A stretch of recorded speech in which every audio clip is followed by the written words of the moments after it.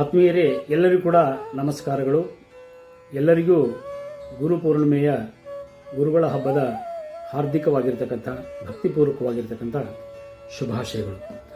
ಗುರು ನೆನೆಯುವೆ ನಾ ನಿನ್ನ ನಾಮ, ಇರಲೆನ್ನ ಮೇಲೆ ನಿನ್ನ ಪ್ರೇಮ.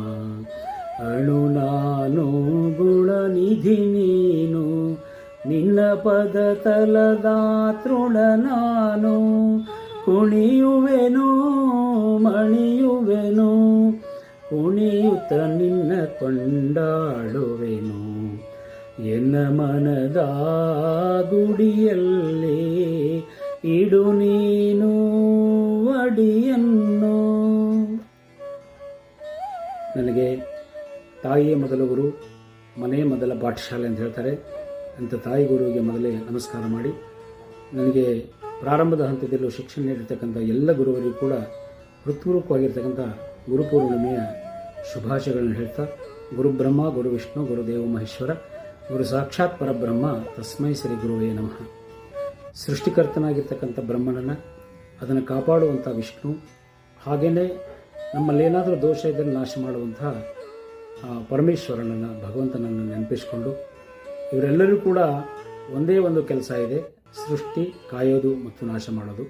ಆದರೆ ಈ ಮೂರೂ ಶಕ್ತಿಗಳನ್ನು ಹೊಂದಿರತಕ್ಕಂಥ ಜಗತ್ತಿನ ಅತ್ಯಂತ ಒಬ್ಬನೇ ವ್ಯಕ್ತಿ ಅಂತಂದರೆ ಆತನೇ ಗುರು. ಹಾಗಾಗಿ ಗುರು ಸಾಕ್ಷಾತ್ ಪರಬ್ರಹ್ಮ ಅಂತ ಹೇಳಿದರೆ ಆ ಪರಬ್ರಹ್ಮನಿಗೆ ಮತ್ತೊಮ್ಮೆ ಮಗದೊಮ್ಮೆ ನಮಸ್ಕರಿಸ್ತಾ, ಗುರುವಿನ ಪಾದದಡಿಯಲ್ಲಿ ಕಲಿತರೆ ನಾವೆಲ್ಲರೂ ಕೂಡ ಏನಾದರೂ ಶ್ರೇಷ್ಠವಾಗಿರ್ತಕ್ಕಂಥ ಸಾಧನೆ ಮಾಡುವುದು ಅನ್ನೋದಕ್ಕೆ ನಮ್ಮ ಇತಿಹಾಸ ಭಾಳ ಚೆನ್ನಾಗಿ ಹೇಳುತ್ತೆ.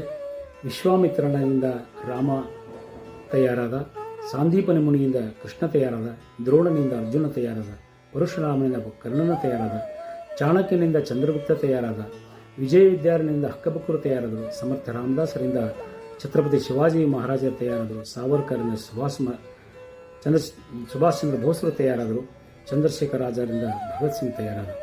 ಹೀಗೆ ಇತಿಹಾಸ ಪುಟದಲ್ಲಿ ಬಹಳ ಅದ್ಭುತವಾಗಿರ್ತಕ್ಕಂಥ ಇತಿಹಾಸದ ಪರಂಪರೆ ಇದೆ. ಭಗವಂತನನ್ನು ನಾವ್ಯಾರೂ ನೋಡಿಲ್ಲ, ಆತನು ನನ್ನ ಜೊತೆ ಮಾತಾಡಲ್ಲ, ನಮಗೆ ಸಾಕ್ಷಾತ್ವವನ್ನು ಕೊಡೋದಿಲ್ಲ.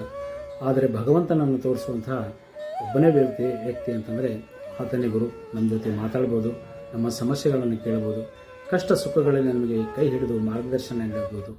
ಅಂತಹ ಶ್ರೇಷ್ಠವಾಗಿರ್ತಕ್ಕಂಥ ಗುರುಗಳ ಪರಂಪರೆ ನಮಗೆ ಸಿಕ್ಕಿರೋದು ನಾವೆಲ್ಲರೂ ಕೂಡ ಪುಣ್ಯವಂತರು.